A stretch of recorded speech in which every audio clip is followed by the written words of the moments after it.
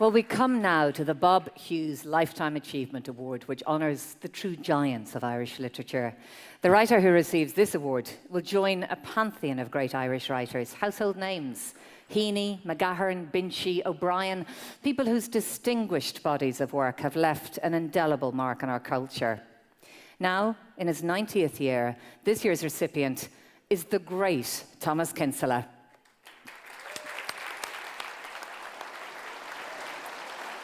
Now, unfortunately, Thomas cannot be with us this evening, but some of his friends and his fellow poets have come together to pay tribute to his contribution to the great canon of Irish poetry.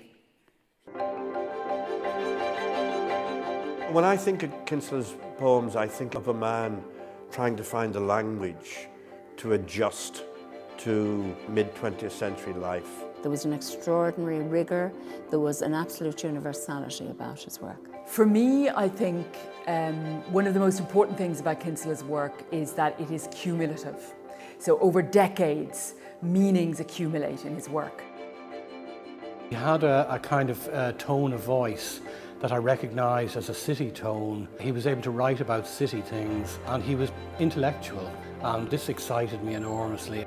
His upbringing in inner city Dublin, drawing upon it as a source of inspiration, and a chronicler of that world. His early great poem, Nightwalker, 1968. The transition of Dublin from being an imperial city to being a national city. That tension inside the poem, it's very, very powerfully done. The importance of being published in Ireland was key for Kinsella. Some of his earliest translations come through Donald Press. The most famous one, of course, is the Táin Cúlinge. It was an amazing achievement. It really opened up that work. Seamus Heaney, I think, has said that it was a re-education of Irish poetry, or words to that effect. It directed our eyes back to the Irish. That was its brilliance. He wrote a couple of great poems in which he imaginatively engages with the darker side of America. Particularly, I'm talking about his John F. Kennedy memorial poem, The Good Fight. You have this incredible blending of the personal loneliness with the larger political theme.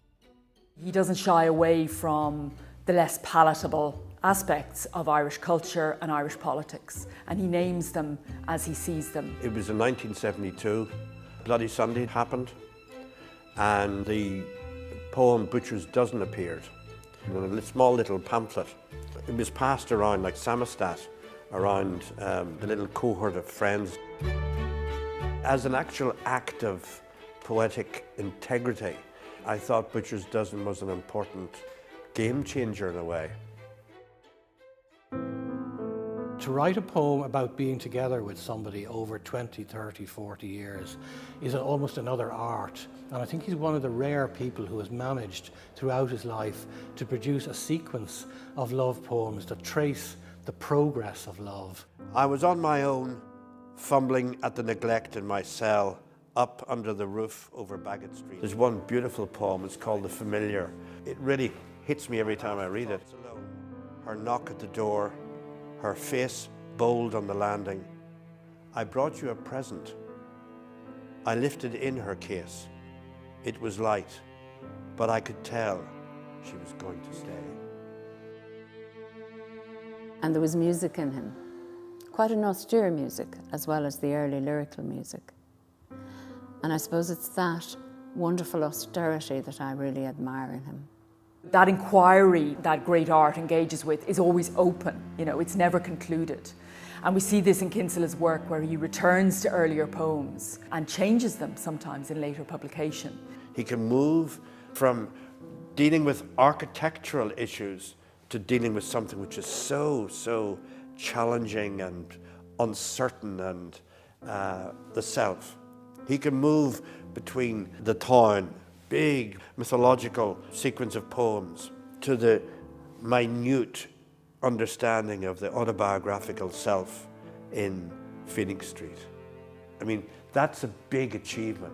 I don't think we'll see the like of it again.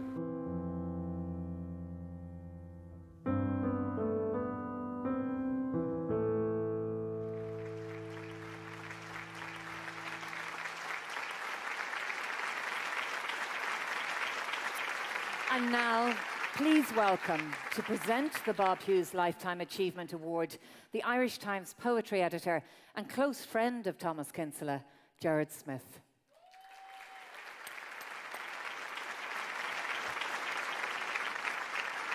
I have been an admirer of Thomas Kinsella's poetry since my first discovery of it as a schoolboy on the shelves of a library in Dublin 8, where the poet himself used to borrow books in his own youth.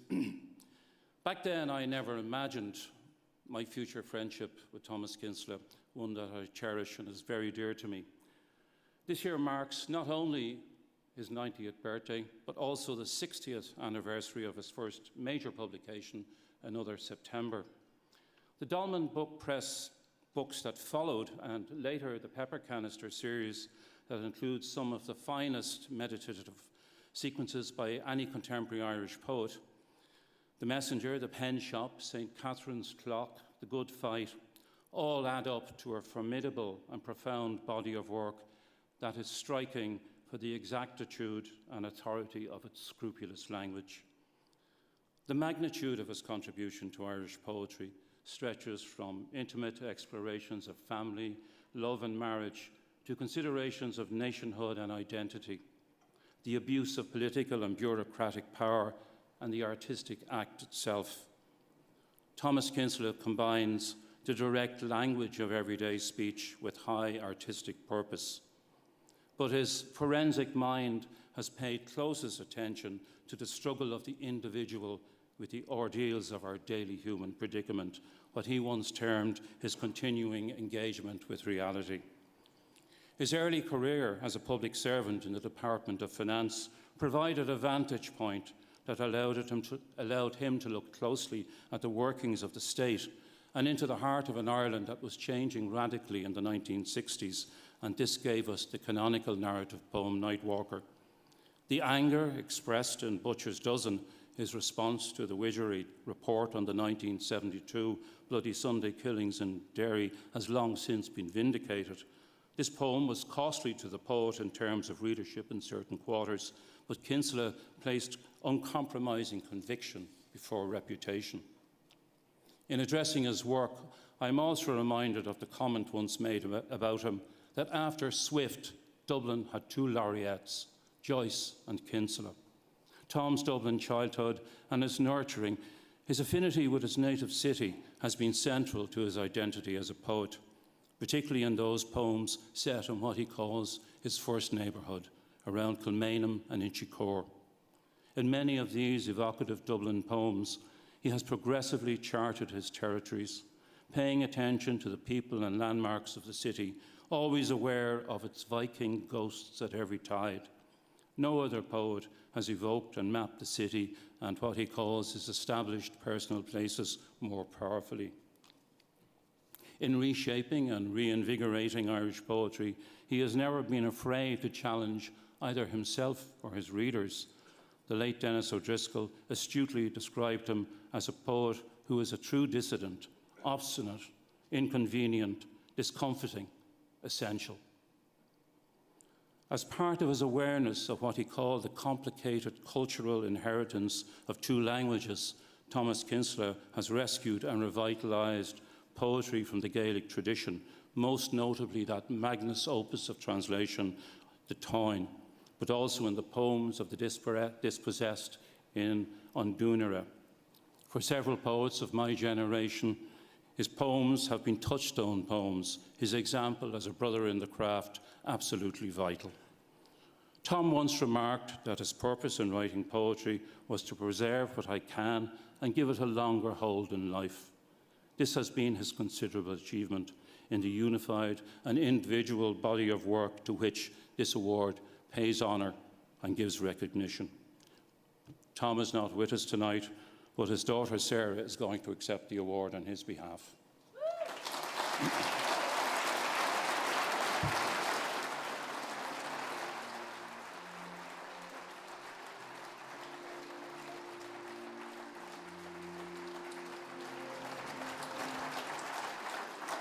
Just to bring brief thanks, and I'm very proud to be achieving this for him, collecting it for him. The film crew came out to the house and he was able to do a short film. So with thanks to An Post and to the Irish Book Awards, I proudly take this home. Thank you.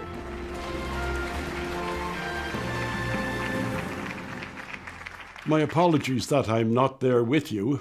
I'd like to be there to say thanks for this notable award, recognising a life's work. And it has been a long life, with the body making its own decisions towards the end, so that I'm not there with you. It's a life that has been dominated by a need to understand, and from the very beginning. There's a scene in a poem set in the model school in Chicore. I'd like to read that. In our second school, we had Mr. Brown. He had white teeth in his brown man's face. He stood in front of the blackboard and chalked a white dot. We're going to start decimals. I am going to know everything. In effect, the interests narrowed, and I discovered, after a while believing that I might be a scientist, that poetry was for me a much better way of understanding, of recording, making a live record of important events and the response, as with Mr. Brown and his chalk dot. The experiences and the responses grew much more complex, but always the poetry was capable. Another discovery was the importance of, for me, the importance of Ireland's literature in the Irish language. From the beginning, with the Táin. There was an anthology with Sean O'Toole on Dúnmara of Ireland's poetry from the final generations of Irish as the language of the people. The poems of the dispossessed. An extraordinary poetry recording, among other things, its own extinction. And for me, the important thing is this, the new Oxford Book of Irish Verse. It gave me the opportunity to present Ireland's poetry complete in both languages from the beginning, with my own translations from the Irish. The poetry of a very violent history, but surviving a dual tradition and surviving the extinction of a language. I'm very grateful for the ability to handle all of this, and I'm honoured to accept the award. Sorry again that I'm not there to do it in my own hands, but accepting it into the hands of my beloved daughter, Sarah.